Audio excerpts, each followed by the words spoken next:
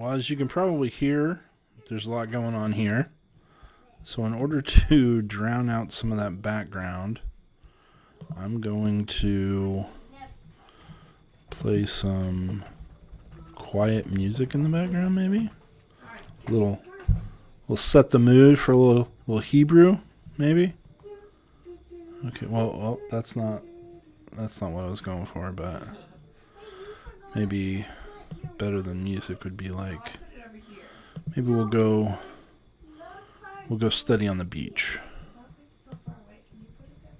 There we go. So,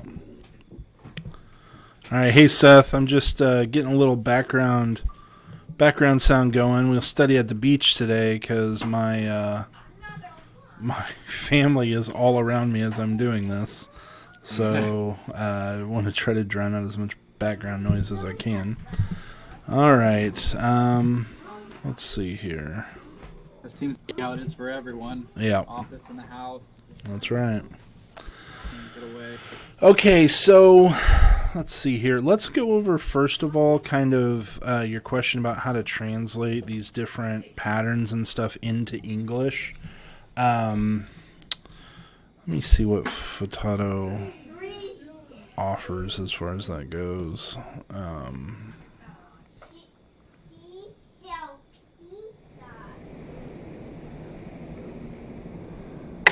Wow, nothing. Okay. He doesn't even, tell you how to translate them?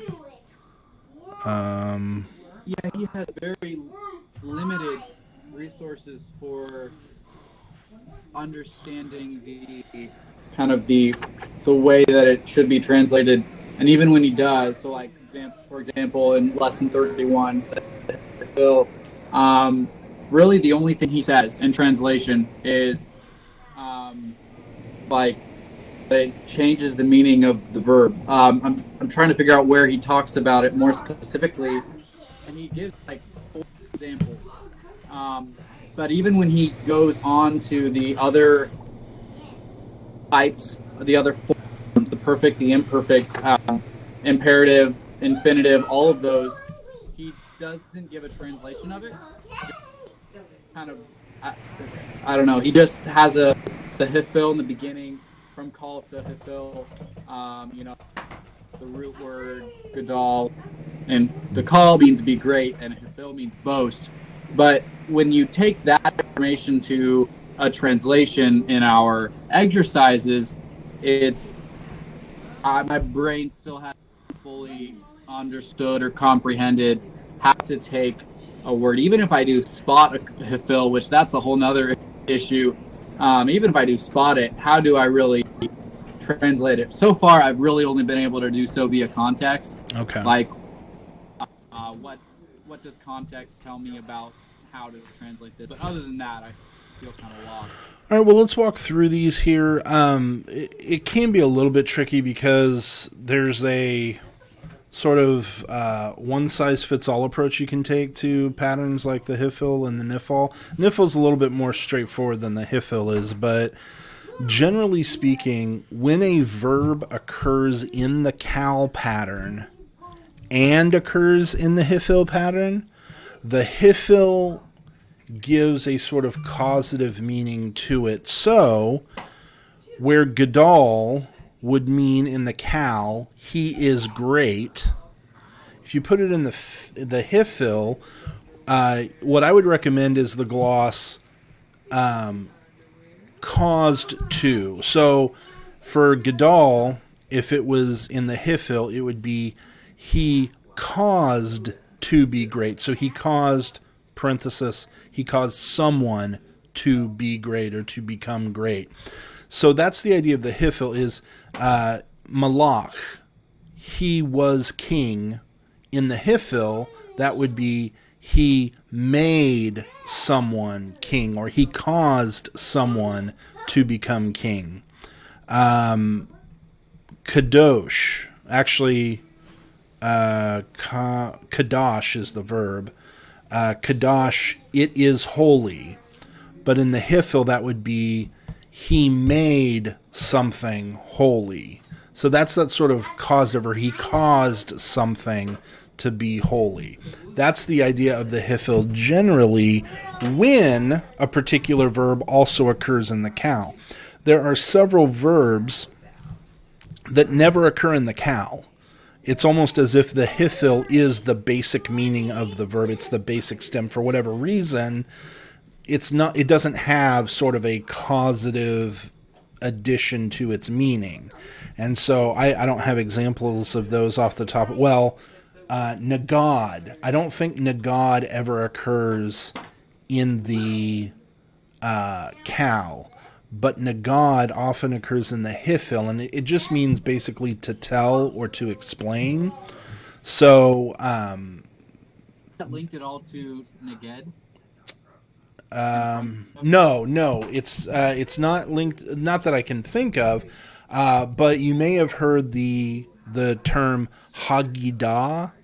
I don't know if you've heard that before. Haggadah is a term of rabbinic kind of interpretation, and it's similar to kind of like exposition. A Haggadah is the hifil form of nagad, because that noon is going to assimilate into the gimel, and you get that hey prefix, so hagid instead of nagad. But that's an example of a word that it doesn't really have a causative meaning, because the hifil, for whatever reason, is the neutral form. It doesn't have a more basic cal form. But many, many verbs have a cal meaning, so that when you put them into the hifil pattern, all of a sudden that adds a sort of causative flavor. So what I'm going to do is, okay, so here, right, the very next one, some verbs occur only or mainly in the hifil without a corresponding cal. So natsal would mean to deliver or to rescue. I think natsal also occurs in the nifal.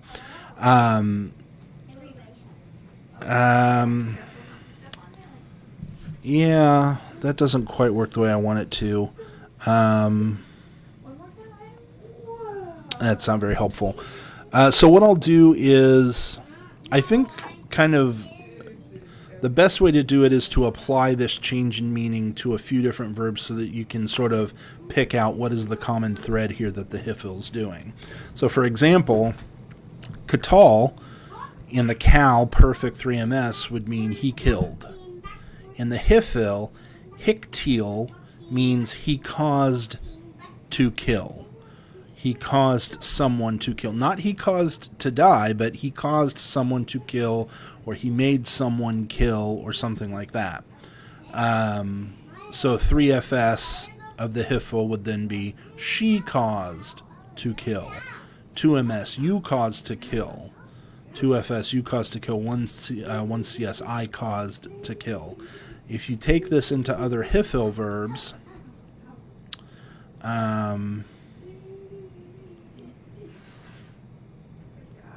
see, all of these have just a hifil meaning. Let's look at... if I could find a list of vocabulary that's just verb, that would be helpful, but let's just go to like, let's see, we'll do bait in the vocabulary and just look for, okay, so here, bow. Now, bow is obviously a hollow verb, but just take that in the cal. Bow means to go in or to enter. Well, if hifil adds a causative effect, that would mean something like, instead of he went in or he entered, it would be he caused to enter. He caused someone to enter. Well, what does it mean to cause someone to enter? The way we would say it in English is he brought in. So you see how that works. It's that the causative isn't obvious in the translation here. Causative isn't an obvious function of bring, but when you bring something, you're causing it to go in, or you're causing it to go with you. So that's the causative flavor. Be ashamed, bosh, in the hifil would be something like, he shamed. He caused someone to be ashamed. Choose in the cal would become something like, he caused him to choose, or he made him choose. Trust would be something like he caused him to trust. Understand, he enlightened might be a Hifil definition of being, because enlightening someone causes them to understand. Let's see, weep. So if it's in the Cal, baka, he wept, he cried. But in the Hifil, it would be he caused someone to cry. Now, it'd probably be a very loose paraphrase, but you might translate that as he broke someone's heart or something like that. Like, I wouldn't recommend that as a translation, but that's the idea. The Hifil is the causative form of what the Cal does. So if the Cal is he understood, the Hifil is he caused someone to understand, which would be like he explained or he enlightened or something like that. Keep continuing. He built. He caused to be built. He sought. He made someone seek. He made someone inquire. He caused them to inquire. Bara, create. He created. Versus in the Hifil, he caused to create. Barach, flee. He caused someone to flee. So I would recommend whenever you get a Hifil, and you know what the verb means in the Cal, just add the little gloss caused to right in front of that Cal meaning, and that will give you a general sense of what the Hifil is usually doing to that verb. Of course, there's going to be exceptions. It's not 100%. It doesn't always work that way. There are some verbs, like I said, that don't have a meaning in the Cal, and so there is no causative component to their Hifil meaning. The Hifil is just the neutral base meaning, but that's the idea, is to bring in that caused to gloss that kind of changes the meaning. So if Gadol is he is great, well, the Hifil would be he caused someone to be great, which is why magnify would be an option. Magnify is when you cause someone to be great. You cause someone to get bigger. You cause someone to become better. So that's why the Hifil of Gadol could be translated as magnify. It could be translated as cause to grow as well. Sojourn, he caused to sojourn. That doesn't make a lot of sense, but Hifil here, Galah, he uncovered, he exposed, he revealed. In the Hifil, if you cause someone to go away, if you cause someone to, this really only works with go away. When you cause someone to go away, well, that would be like taking them away. When you have, let's see some others that have explicitly Hifil meanings here.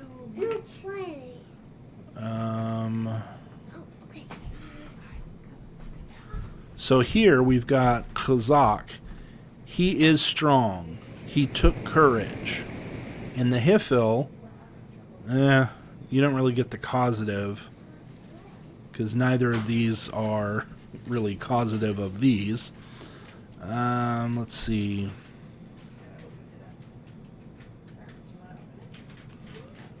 Find a couple more with specifically Hifil. So if Yavesh is he was dry, or it was dry, or it dried up, it withered, Hifil would be he caused it to wither. He caused it to dry up. And here's an example of where the Hifil just has a completely unrelated meaning. So Yada, this is here with the Yod Dalet Hey rather than Yod Dalet Ayin. Yada in the Cal is he threw or he shot, but in the Hifil it's he praised or he confessed. Well, those are totally different meanings, and sometimes that will happen. That's why you need to have a lexicon with you to kind of double check your guesses, that sort of a thing. But then look at Yada with the ayin. In the Cal, it means he knew, he cared about. In the Hifil, it means he caused to be known. So he made known. So there you get that to make known. You get that causative idea. Yakach, This is one that doesn't have a kal form, and so the hifil just means rebuke. Here's a good one. In yalad, yalad is to give birth to. Well, if you cause your wife to give birth to someone, then you're fathering. So that's because obviously a father can't give birth himself, so the causative form here is he fathered. All right, so those are some examples of, again, just like bo was to go in, well, yatsa to go out, well, the hifo form would be he brought out. If yarad is he went down, hifil would be he caused someone. Sorry, hang on. My headphones came undone there. If yarad is he went down, then the hifil would be he caused someone to go down, which essentially would mean he brought them down. All right, if someone... here it's almost the opposite meaning. Kal for Yaharash is he inherited. Hifil would be like he caused him to uninherit or something like that. So that's an interesting one. If Yashav is he sat, he dwelt, he inhabited. Hifil would be he caused him to sit, or he caused him to settle, or he caused him to dwell. That is, he made him sit, or he made him settle, that sort of a thing. So, is that kind of helpful as far as bringing out the hifil meaning? What is it that hifil is specifically adding to the flavor there? Yeah, because the one thing about Futato is that he doesn't give explicitly that kind of way of translating the cause to. He gives the finished work of like, something. This turns into this, but at least in the beginning of translating, even if it's really kind of maybe not the finished touch, right? It might be choppy, but at least you see how you're getting that definition. Yeah, Futato's strength is that he's concise, and you don't have to learn a lot of extra information. Like there's a lot less for you to learn and memorize in Futato than there is in some other grammars. The problem is he's too concise at certain points, and he really needs to be supplemented with, which honestly, that's what a textbook is for. I would not recommend someone learn to read Hebrew on their own with Futato, but if you've got an instructor, the instructor can fill out some of that information that Futato isn't giving you. The problem is when you try to learn just from the book, it can be frustrating because he just doesn't give you enough information sometimes. Yeah. So the cause to would be a good kind of translation key for the hifil. And then for the nafal, he kind of... Hang on one second. I just pulled my headphones out again. Sorry, go ahead and say that one more time. The cause to is kind of the good translation key for the hifil. And then he did give the translation key for nafal, which would just be caused. Mm-hmm. Like something is happening too, because it's the passive for the most part at least. Yeah, and not necessarily... he was caused to do something. That would actually be the hofal, which is the passive form of hifil. But nifal itself is basically the passive form of the kal. So whatever it meant in the kal, if it was he threw, the nifal would be he was thrown. If it was he hit, then the nifal would be he was hit, something like. So you're just nifal usually just turns the kal into passive. But again, with the nifal, there are some nifal verbs that don't have a kal form, and so you'll see that actually they still have active meaning somehow. So that's something to be aware of. It's not a 100% key, but if you just keep in mind that nifal is just the passive version of what the kal means usually, that will be helpful. And if you keep in mind that the hifil is the causative form of what the cal means often, then that should, and by causative I mean adding that, caused to do something is going to be a helpful key. Okay. So is there a good translation key for the PL? So like I see like from call, if you're talking about the call word perish, the PL is destroy. Mm-hmm. What's a good like translation key for the PL? Yeah, PL is tricky because PL is actually doing three, not at the same time. PL is able to do about 3 or 4 different functions rather than just like HIFIL is usually making something causative, NIFIL is making something passive.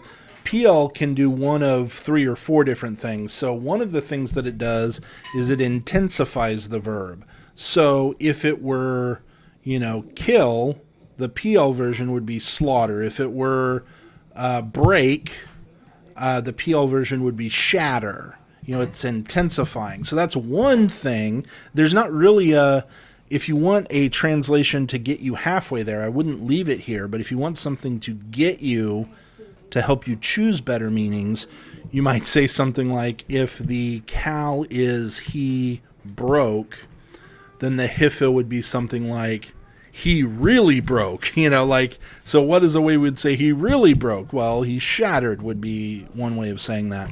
So adding really would indicate the intensified function, but if you, let me think here, there's another thing that PL does to stative verbs. So if there's a verb in the cal that has a stative meaning, like he was great or he was ashamed, the PL is often used for stative verbs to do something very similar to what the HIFIL does.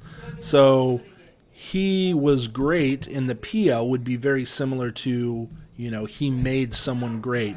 He was ashamed in the cal, in the PL would be very similar to he shamed someone. I think that's called the factative use, but basically when you put something into a state, that's something that the PL will often do. So HIFIL is causative for actions. PL, first of all, is intensifying, but a different function that PL can have is it can be causative for states rather than causative for actions. So that's another tricky thing. And then there are obviously some PL verbs that don't have a cal, and so like davar. Davar doesn't actually occur in the cal. It always occurs in the PL, and it means to tell. Or he told, basically, but it's always in the PL. Well, it doesn't mean he really told. It just means he told, or he spoke. But it can also be, instead of intensifying and instead of causing a stative verb, the PL can also indicate habit, like habitual action or repetitive action.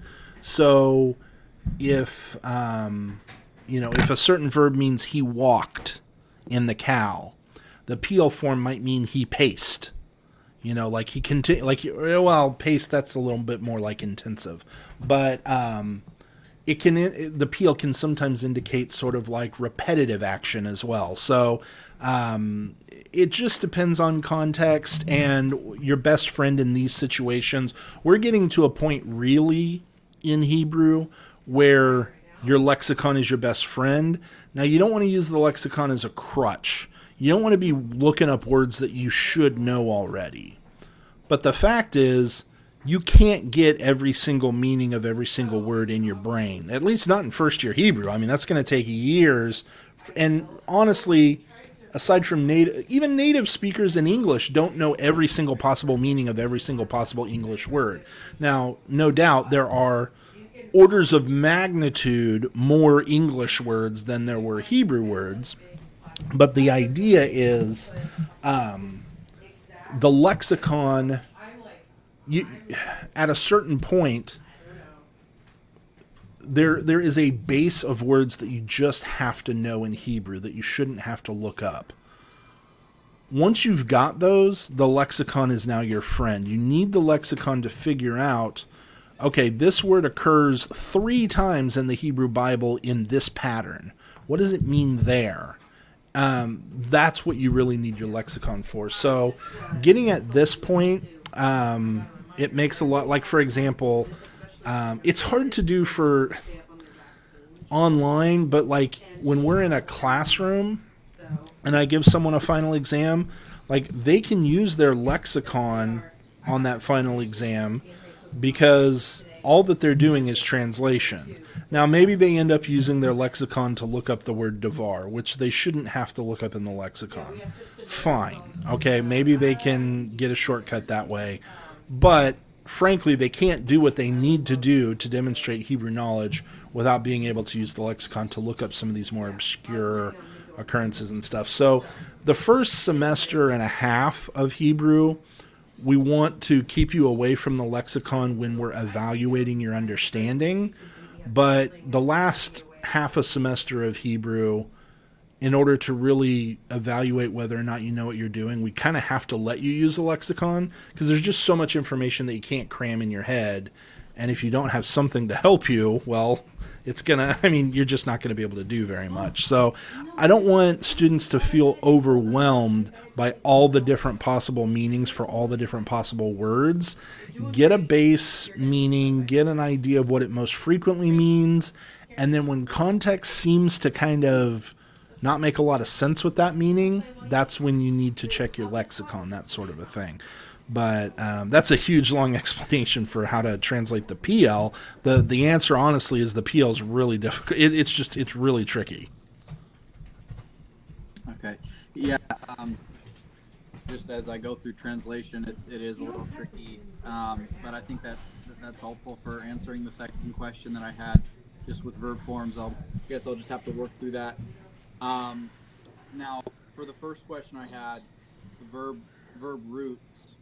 I noticed when I was sitting in one of these a few weeks ago, I noticed that you were able to tell which root it was based off of the vowels and the vowel placements. And I while I have the vocab, like I've been working on that, I probably haven't spent as much time looking at the consistency of vowels within different forms. And so I was wondering if I could maybe if there's any resources or anything like that, or if it just takes really taking the time to notice where the vowels are within the words to get a good grasp of that. But I was wondering if you had any help for maybe how to distinguish the verb forms based off of the root. So getting a good understanding of like, okay, these are the roots that I'm going to find, or these are the vowels that I'm going to find consistent in the perfect. These are the vowels I'm going to find consistent within the imperfect. I know not everything is completely consistent, unfortunately, but just some general help for that, because that is definitely somewhere where I'm lacking. Yeah, and I'm going to check and see if Futato, when he gets into... Futato has a unique approach on some of this stuff that the way he presents some of this information. Let me see what he does as far as... Okay, so what he calls the primary characteristic. There's primary and then there's secondary, and there might even be like tertiary characteristics. But it's probably not very helpful to tell you what the primary characteristic of the whole PL is, because... he's basically saying, well, there's one thing that's usually in every form of the PL. That's great, but I feel like it's more information to process, but I feel like it's more helpful to say, this is the primary characteristic of the PL in the perfect. This is the primary characteristic of the PL in the imperfect, and so on like that. So this is good, but I just don't think he goes far enough here. So in the perfect, what you're going to notice is...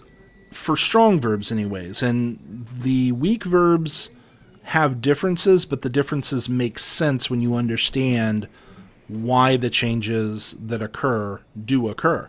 So in the perfect, the primary characteristic of the PL is the strong dogish in R2, the second root letter. But all strong, as far as I know, I mean, certainly most strong PL verbs are also going to have a heric in R1. So that's a secondary characteristic that's going to help you. And the more of these characteristics you can kind of pack away in your brain, the quicker you're going to be able to recognize what form something is in. So the reason why I say that is because there are going to be certain times where maybe you see a dogish. Hang on a second. Maybe you see a dogish here, but it's not clear whether this dogish is actually in R2. Like, is there a consonant missing? You know, for example, the cal imperfect one noon, that also has a dogish in R2 because the noon usually assimilates into R2. So it doesn't settle everything. It's not like you can see a dogish in R2 and automatically know, hey, this is a, perfect PL or something like that. So that's where these secondary characteristics come in. So in the perfect, the primary characteristic, or sometimes they get referred to as the primary diagnostic, because it's the thing that sort of tells you what's going on, is a strong dogish in R2. Secondarily, I would say, is the heric in R1. Tertiarily, I would say a third level characteristic is going to be the serre vowel in R2. Now, the reason why this is tertiary is because it's often not there. It only occurs in the third person singular, because in the, third masculine singular, because in the third feminine singular, that serre, which is there, but it has to reduce to a schwa because of the added vowel ending. Well, when you get into the second person and the first person, it shifts back to a patak anyways. So it's only there in the third masculine singular. But it is distinctive of the PL. None of the other patterns are going to have that there. And you can see once you get into like the 3CP, again, it has to reduce because you're adding a vowel suffix, and then in the second person, first person, it goes back to patak, so that's not very helpful.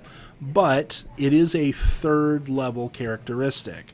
So perfect, excuse me, PL perfect, first look out for the strong dogish in R2.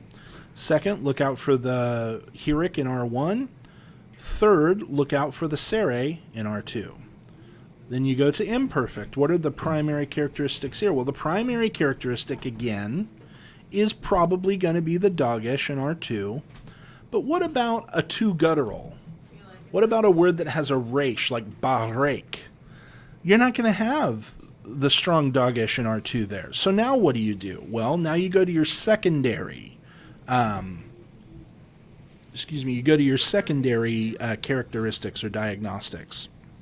And instead of just having one of those, like you do in the like you do in the PL perfect, you only have one secondary, or maybe you call the serre secondary as well and not tertiary. Here, you have a couple. So you definitely have the dogish in R2 when it's, not a guttural, but you also consistently have a schwa in the prefix vowel and a patak in the R1 vowel. So your diagnostic for PL imperfect is going to be schwa in the prefix vowel, patak in the R1 vowel, dogish in R2, and then a serre in R2. Because the serre in R2 is more consistent in the imperfect. That occurs in the 3MS, 3FS, 2MS, 1CS. It doesn't occur here in the 2FS because you've added a syllable, so it has to reduce. But then you get into the plurals. Again, 3MP, you've added a syllable, so it has to reduce. But here, in the 3FP, even though you've added a syllable, it's a consonantal syllable. And so it stays a serre and it just gets the accent here. So to call tena with the accent on the tain, to katelna with an accent on the tail here. and then again in nakateo. So there, the diagnostic for the imperfect, the PL imperfect, is going to be Dagesh in R2, Patak in R1, Shava in prefix, and then maybe you say also Sere in R2. Those are the things to look for. Now, for quite a while, you're probably just going to want to write these out on a list and just go through them regularly, go through them when you're parsing, when you're looking at a word you don't recognize, and you say, okay, what do I have here? Well, I've got a Shava in my prefix. Does that go with anything? Well, yeah, it goes with the PL imperfect, and it also goes with the PUAL imperfect, we'll see. So you got to have more than one of these features, because there are a few different things that might have a Dagesh in R2. And the PUAL stem has both the Dagesh in R2 and the Shava in the prefix. The thing that distinguishes it from the PL is this patak is a kibbutz instead of a patak. So I just said kibbutz right in front of my wife, and she's cracking up now. So, all right. So that's the diagnostic for the PL imperfect. You go to the PL imperative. Basically, everything about the PL imperfect is true of the PL imperative, except imperatives don't have a prefix. So you can't count on the shava over here. Infinitives are going to be the same as imperatives. Participle, the diagnostic of the PL participle is pretty straightforward. It's a mem shava prefix. You see mem shava prefix, the only time you're going to see this is, you might have like a noun in construct or something like that. But the only time you're going to see this mem shava prefix is the PL and the PUAL participles. So then the R1 vowel is going to tell you, is this PL or is this PUAL? So the patak tells you that it's PL. You like all these? My wife likes all these words I'm throwing out. All right. Cohortative, again, similar. It's going to be the imperfect with the comment say. So these are the different diagnostics that I would use for the PL, is I would just go through each conjugation and kind of note what is it that's distinctive about the PL in this conjugation. Then when I get to the HIFIL, I can say, okay, HIFIL perfect, what are my primary characteristics? And here he gives you two.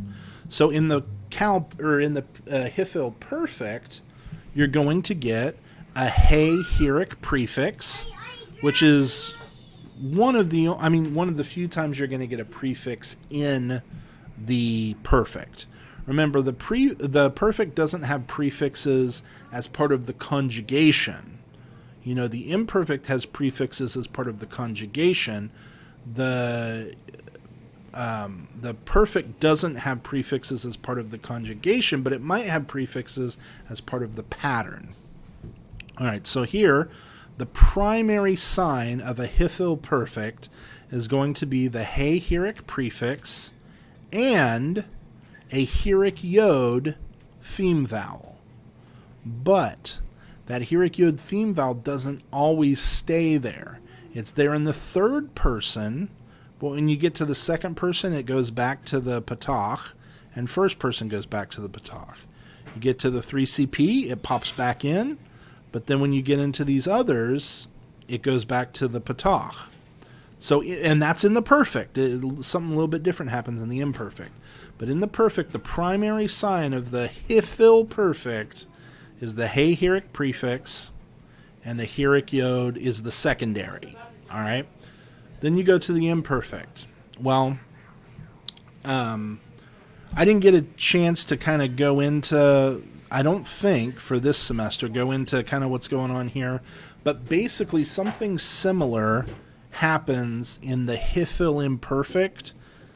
Something similar happens to the hey heuric, well, it's not heuric, the HIFIL, hey HIFIL prefix.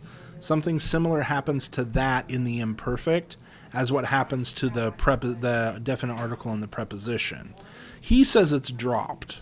I don't like that. I like to think of it as covered up. So the yod is covering the HIFIL, or the hey here rather. Okay, so what is the primary characteristic if the hey is covered? Well, it's going to have to be your prefix vowel. All right, so when you're in the Hifil imperfect, the primary characteristic of the Hifil, the most reliable characteristic of the Hifil imperfect, is going to be the patach in the prefix. All right, so if I was making a list, Hifil imperfect, the first thing I'd put there, the most reliable sign of the Hifil imperfect, is going to be a patach in the prefix. And then with that, you can put a shava in R1, but that's common in the Cal as well, so it's not necessarily a part. Number 2 I would put is the Hirik Yod theme vowel, because this is much more regular in the imperfect. There's only 2 places where you lose the Hirik Yod theme vowel in the imperfect for the Hifil, and that's in the 3FP and the 2FP. Basically, taktelna, instead of taktilna, you go to taktelna. All right. So if I was writing out my characteristics or my diagnostics for the Hifil imperfect, I would say number 1, patach prefix vowel. Number 2, Hirik Yod theme vowel. All right, and those are my primary diagnostics there. There's nothing else really that's reliable about the Hifil imperfect. Again, you go to the imperative. What happens here is you lose in the imperative and the infinitive. You lose the prefix, the conjugational prefix. This is why I say I like to think of the hey not as dropped, but as covered up. So that when you get into the imperative and the infinitive, that yod prefix or that tav prefix that was covering up the hey, that's gone now, so the hey pops back in. You can see it, it's uncovered now. And you've still got that patach prefix vowel. Now it's important to know that in the 2MS, and it's basically the outer forms, the sandwich forms in this paradigm, the bread of the sandwich here, you go from the Hirik Yod theme vowel to the Sere theme vowel. That happens down here as well. But you still got the Hirik Yod in the 2FS and the 2MP.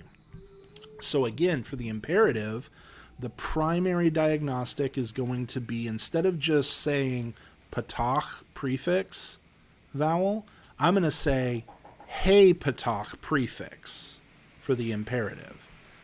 And then for number 2, I'm going to say Hirik Yod theme vowel, and then in parentheses I might put or Sere theme vowel.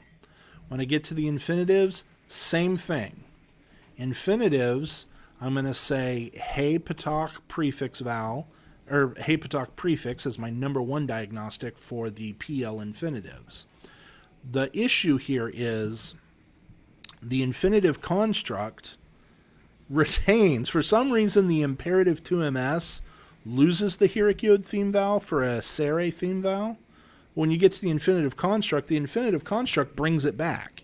You get the Hirik Yod. So here it's comparing the infinitive construct with the imperative.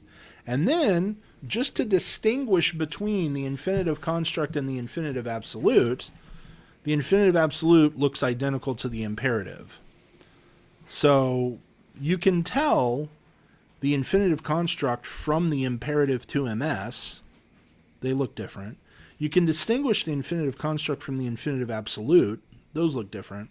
But the imperative and the infinitive absolute, those are going to look identical. So when you get a form like that, you need to realize this could be imperative 2MS or it could be infinitive absolute. I have to depend on context here. All right, go ahead.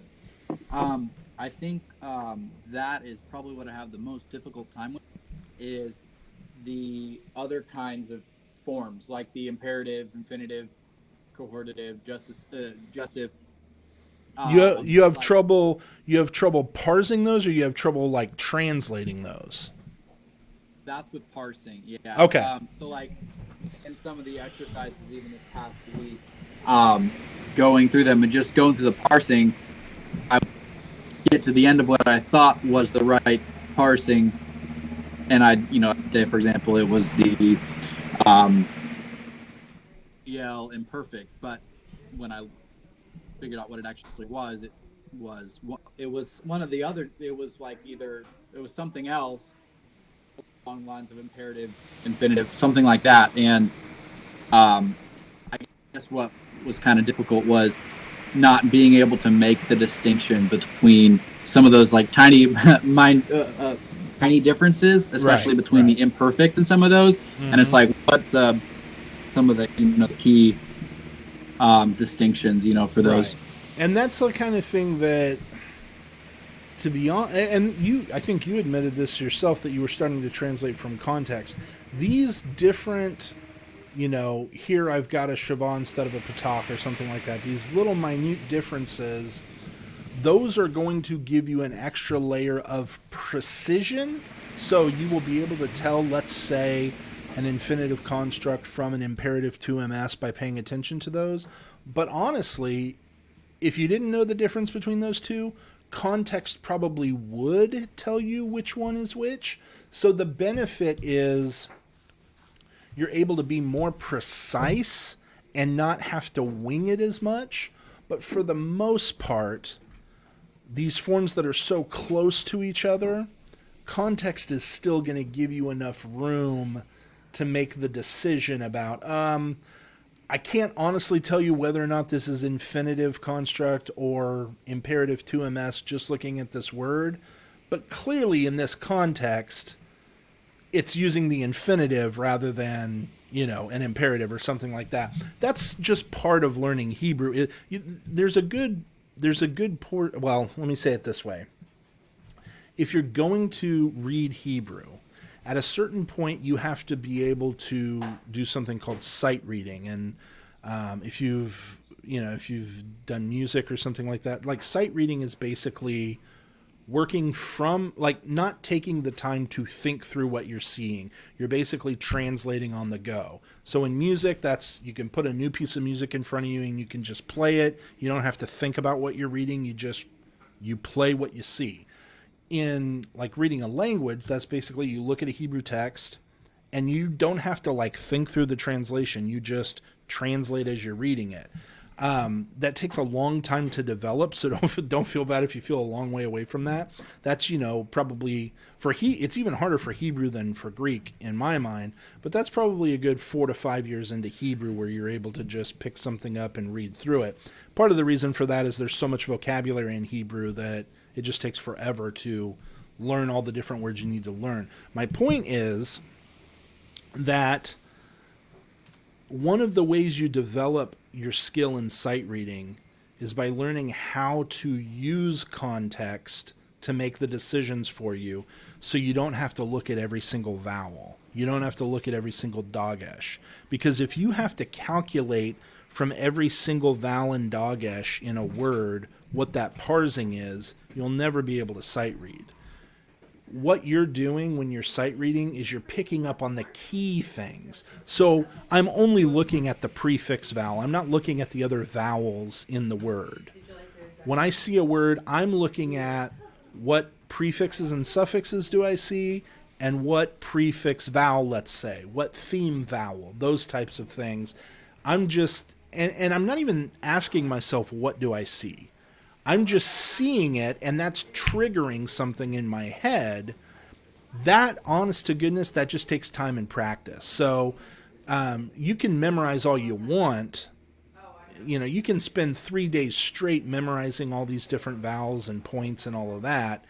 It's not until you spend a significant amount of time practicing this and, just repeating it over and over and over again and developing that, putting that time in, that it's going to start flowing for you. So if you feel, like you're not able to go fast, you're stuck, you're micro analyzing everything, like that's kind of what you're supposed to be doing right now.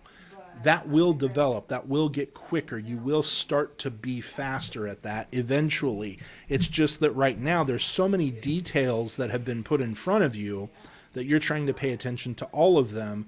Your eye hasn't developed an intuition yet for which details are most important. And that's why developing this sort of tier of diagnostics is helpful. That's why it's helpful to distinguish what is the primary characteristic, because that's the one I need to look for first because it's the most reliable one.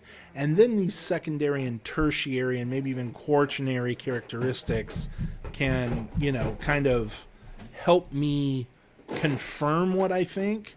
But honest to goodness, it's just going to take time and practice. And so when you're saying, I get into some of these like PL imperative 2FS, and I translate it as an imperfect, a PL imperfect, 1CS or something, like whatever.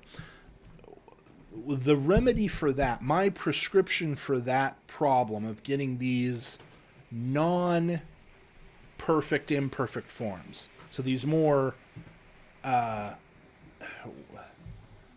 derivative forms, infinitive, cohortative, jussive, imperative.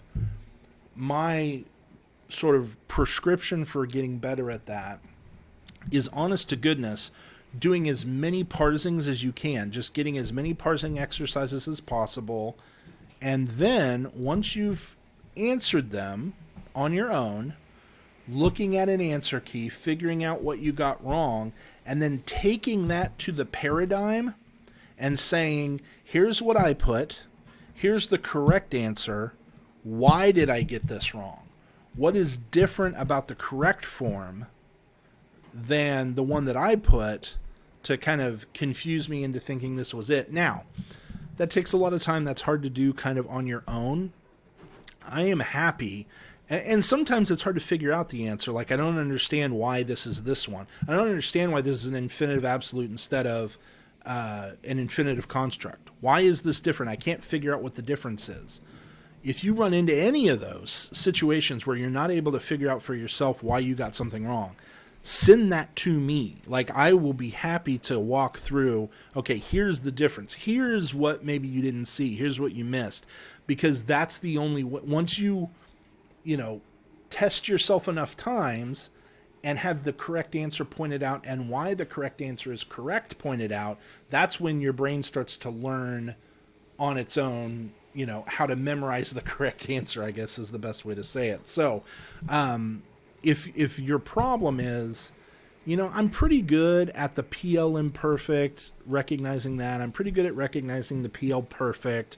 But when it comes to the PL jussive or the Hiffil imperative, those are really tricky for me. And we're just talking about strong verbs right now. Like, when you get into weak verbs, it's even harder. When you run into those situations, I don't know of a better remedy, like I said, than just doing as much parsing exercises as you can. And then, see, there's a great, I don't know of an app for this in Hebrew, but in Greek, there's an app called Parse Greek that basically just gives you random verb forms, and you can even do like nouns and stuff, and you have to give the correct parsing, and you just drill over and over and over and over again. Well, I wish I knew of something like that in Hebrew. Maybe they've developed it since I took Hebrew, but that is, honest to goodness, that's the only way I know of to kind of practice this. Now, one other thing I'll say when it comes down to how can I pay more attention to these details in the right way? I don't know if this is a good idea or not, but it's what I did when I was learning. And so I'll just say this is what I did. It may not be a good idea. I don't know. But what I did was I had a...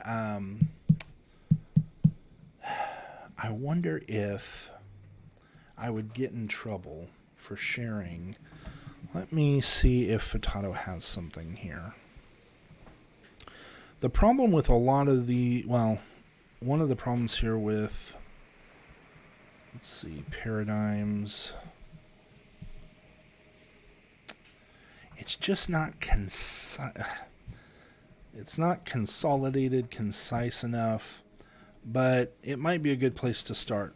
I think both BibleWorks, which I guess BibleWorks isn't around anymore, but Logos has some, I wonder if it's even something maybe you can order. I'm sure you can get a hold of these without paying for them, but Logos paradigm charts. Here you go. Okay, it's $1 for 10 of them. I would do this. I would go to logos.com. I would order a 10 pack for $1. Now they're probably going to charge you shipping or something. Oh, never mind.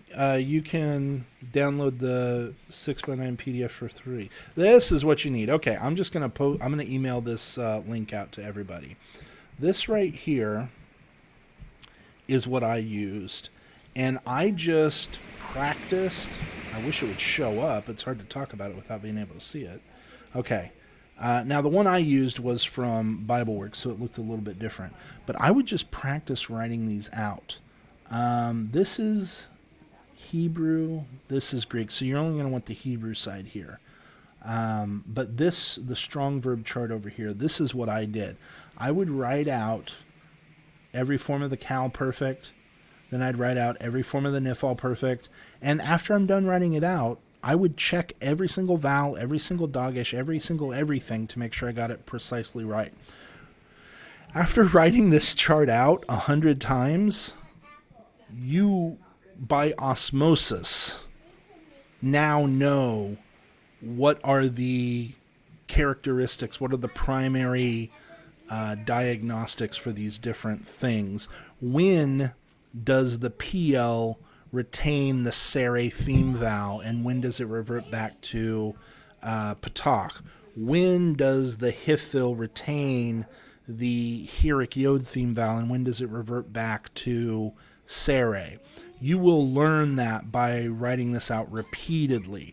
So I would at least do it for the perfect and the imperfect, but what you're talking about is the difficulty you're having with these other more derivative conjugations. So I think that this might actually be helpful as well, writing that out. And I did it, basically we had a big sliding glass door in our apartment. I took a dry erase marker and I just wrote on that sliding glass door over and over and over and over again. So if you've got a window, if you've got a mirror, whatever you've got, any kind of glass surface where you can write this stuff out. Now you can do it on pencil and paper, but you're gonna go through a lot of paper that way. So I just write it out and erase it, write it out again and erase it. And that, I think, really kind of, that's not the most efficient way to get something in your brain, but it got it in there, and it took time, but it did work eventually. So that's just another kind of option that you can pursue if nothing else is working. Yeah, I think I had that for Greek. I remember because with Mounts, I think that little thing was both required and accessible through the Mounts gave you a copy of the laminated kind of sheet that looked similar to that. Yeah. Okay, so one thing real quick, because excuse me, let me see here.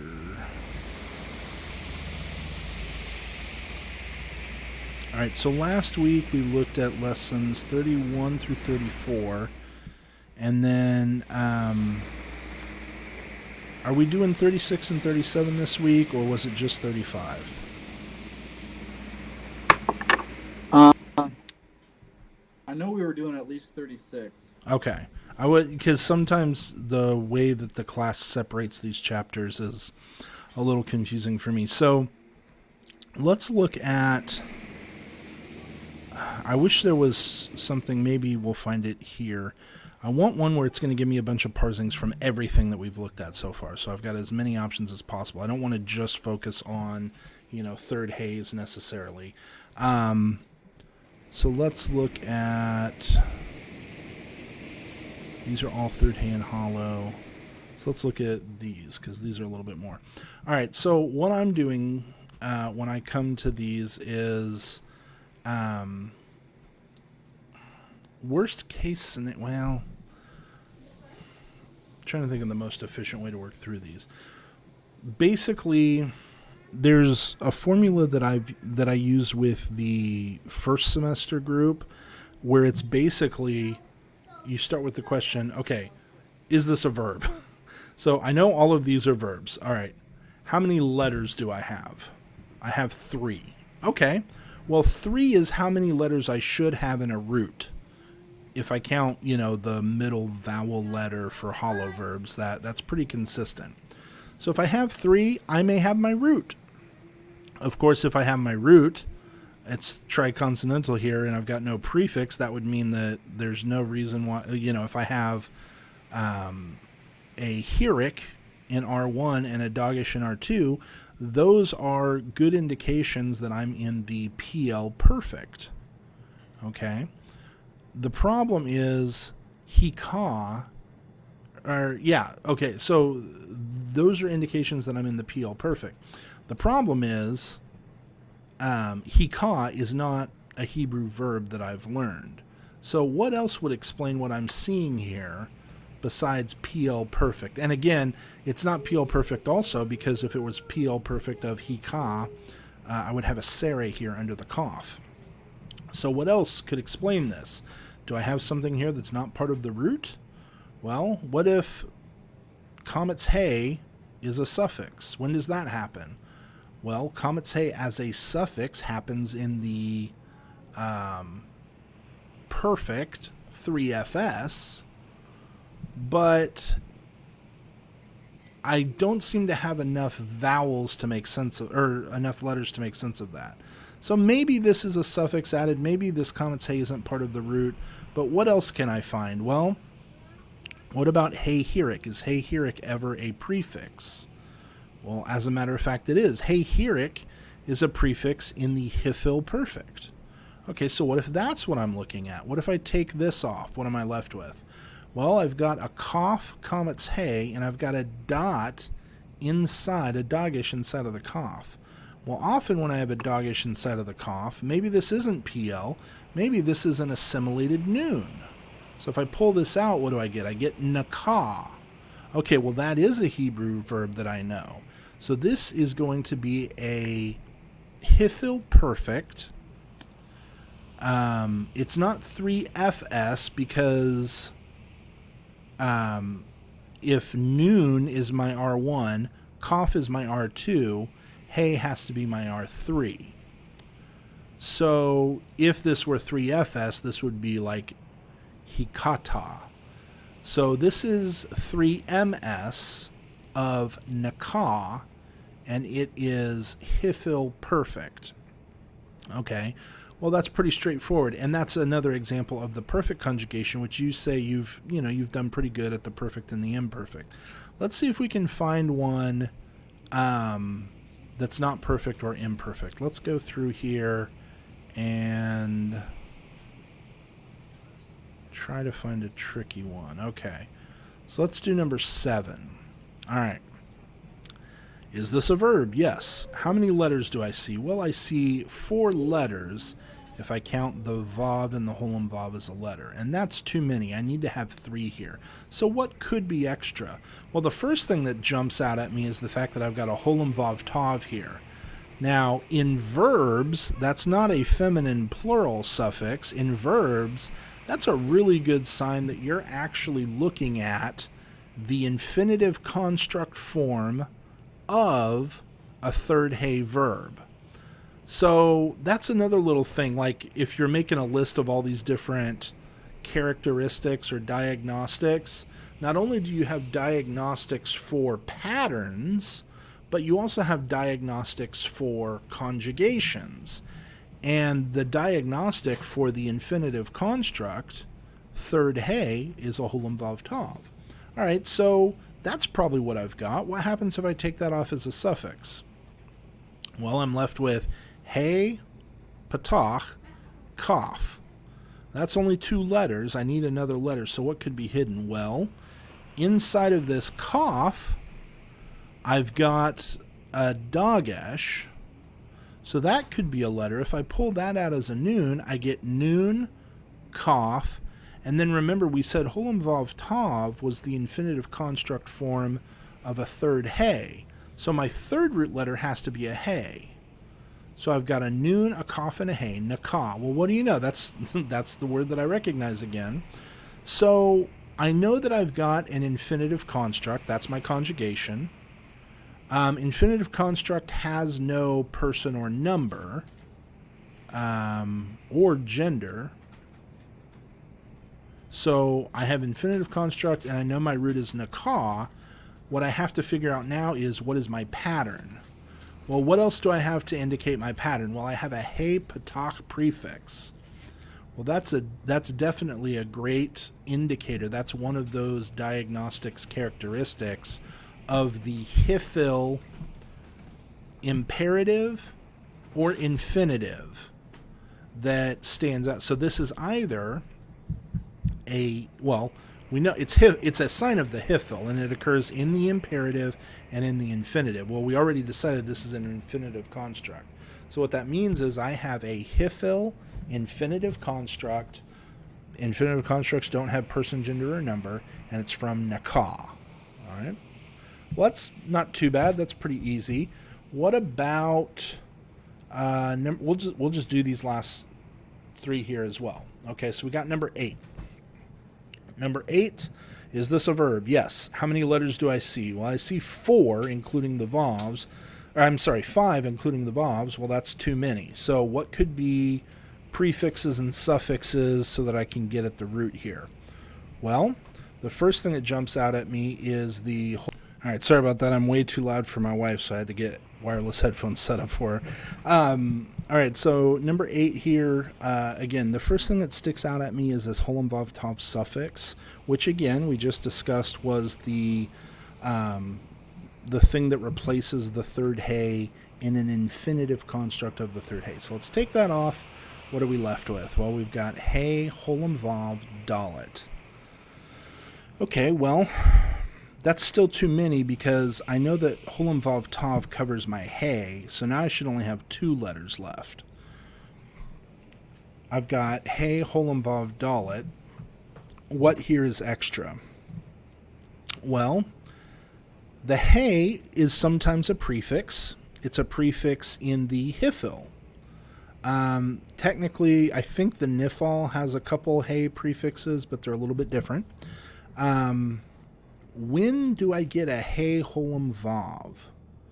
Well, when I'm in the imperfect side of things, in the hifil, one yod vavs lose their one yod for a holem vav. So I'm in the imperfect family, but it's not actually an imperfect conjugation because the hey is exposed. So I don't have my imperfect prefix. So this must be a conjugation related to the imperfect family that has lost its prefix. When does that happen? Well, that happens in the imperative, and it happens in the infinitive. So which is this? Well, I've already decided it's the infinitive construct. So now I know I've got a hifil, infinitive construct. I also have determined that when this occurs, this hey holem vav, this is a sign of a one yod vav. So my root now is going to be yod dalet hey, yada. So I've got a hifil, infinitive construct. Infinitive constructs don't have person, gender, or number, but my root is yod dalet hey. All right. So how would I translate that? Well, if it's infinitive construct, it's going to be 2 plus the idea of the root. And the idea of yada, what was that? I can't remember what yada is here. All I'm thinking of is this one, and I need this one. Okay, so in the hifil, this one means to praise or to confess. It can mean to honor, something like that as well. We'll get back here to what I need. All right, so if the root meaning is to praise or to confess, and the infinitive construct is expressed basically in to plus the meaning, this would simply mean to praise or to confess. This next one here, number 9. How many letters? Is it a verb? Yes. How many letters do I have? I have 4. Well, that's too many. So what could be a prefix? What could be a suffix? Hey could be a suffix, but We never get sere he as an actual suffix. Sere he is an indication of a particular conjugation of a third he verb.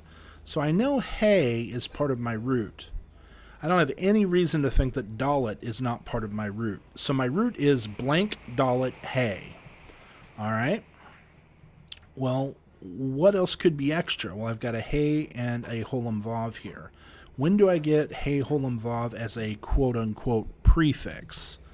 Well, that happens in the one yod vav family of verbs whenever I have a hifil on the imperfect family. So if this is a hifil, I already know hifil. I don't yet know the conjugation, but I know it's part of this sort of imperfect family. That is to say, it's not a participle, it's not perfect. So what does the sere he tell me? This is another list of diagnostics that's helpful to have. What are the various... Let me just pull up a separate... this is from my Hebrew 1 conference that I just had. Is there a way to just clear... there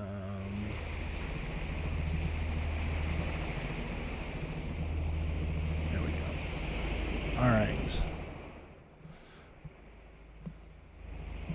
So sere he, or not sere he, third he verbs. There is a particular... I guess you could call it a paradigm or something like that. When you have a third he verb, it can take a few different forms. So in the perfect for a third he, you're usually going to see a comets he ending in the perfect. Let's do it this way.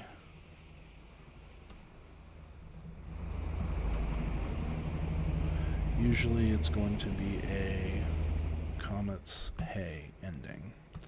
In the imperfect, oh boy, why is this not working? Imperfect, usually that's going to look like a segel he. In the infinitive, oh boy, infinitive, usually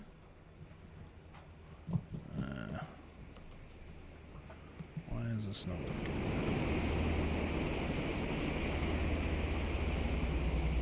I don't understand why I can't type.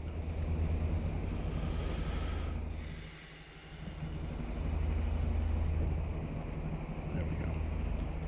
Usually this is going to look like holam vav, oops, tav, and then in the imperative,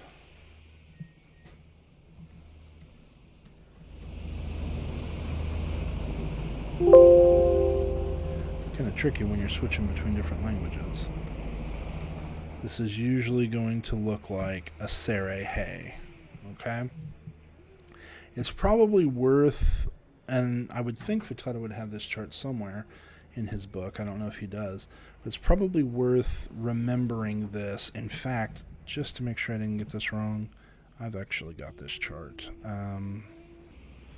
These charts are all from Pratico and Van Pelt. I think it's called Charts for Biblical Hebrew or something like that.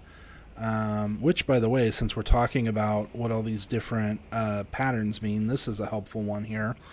Cal, simple and active. Nifal is going to be the simple, passive, or reflexive of the cal. PL is intensive, like we talked about, and then pool is going to be the passive of the PL. Hifil is causative. Hofal is going to be the passive of the hifil. And then hitpa'el is going to be intensive and reflexive. And so he kind of lays those out here. Simple action, intensive action, causative action. Active voice, passive voice, reflexive voice. This is way oversimplified, but it's an easy way to kind of categorize these different patterns in your head. All right, so he's going to use Shema as sort of a sample to kind of bring out meaning. So Kal, Shema means he heard. Nifal, Nishma is going to be he was heard. This is in the Nifal, which is passive. Piel, Shiber, he smashed into pieces. Shavar means he broke. Shiber means he smashed into pieces. Shubar means it was smashed into pieces. So it's the passive form of that. So Himlik is from Malak. Malak is he reigned as king or he was king. Himlik means he made someone king or he appointed someone as king. Homlach means he was made king. So he was appointed as king. And then just another word, chaba is going to be the idea of, hiding. So the hitpael, hit chave is going to be he hid himself. All right. Let's look at, I'm going to try to find this third hay chart here. Here we go. Okay, I think this is partly it. All right, so it doesn't include the perfect, which I had, but you can see here when you've got something like, for example, bana, which in the perfect would have the comet's hay ending. In the imperfect, it's segel hay, yivneh. In the imperative, it's sere hay. So maybe you could say something like the imperfect.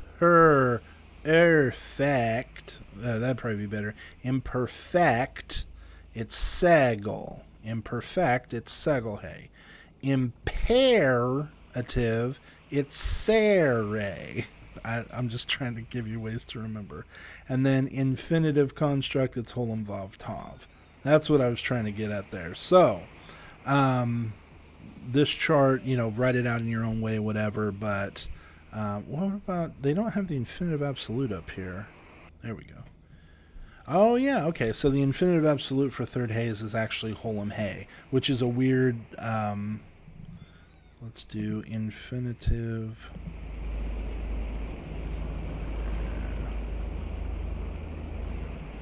Right. I'm not going to be able to write over this, so infinitive construct. There we go.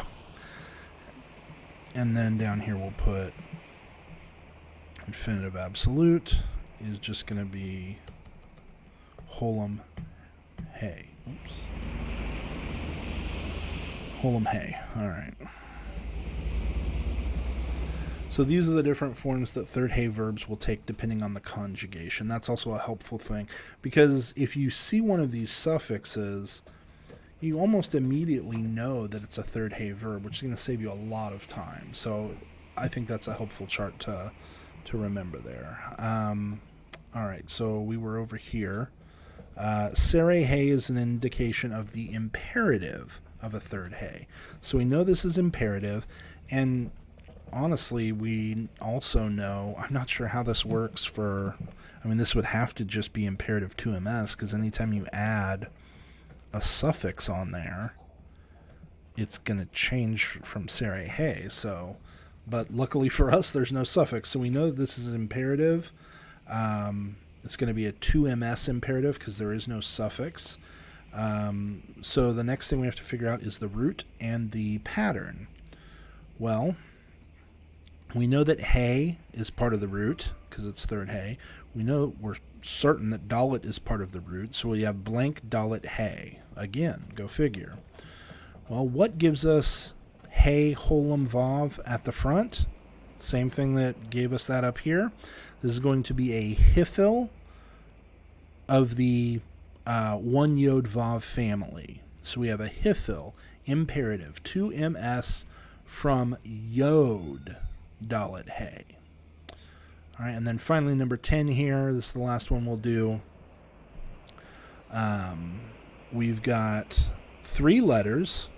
So what if this is just a perfect, our lexical form that has 3 letters in the root is going to be Cal Perfect 3MS. So what if that's what this is? Well, there's a few problems. First of all, we have a sere hey, which immediately should tell us, after looking at those charts, that we've got an imperative here, an imperative of a third hey.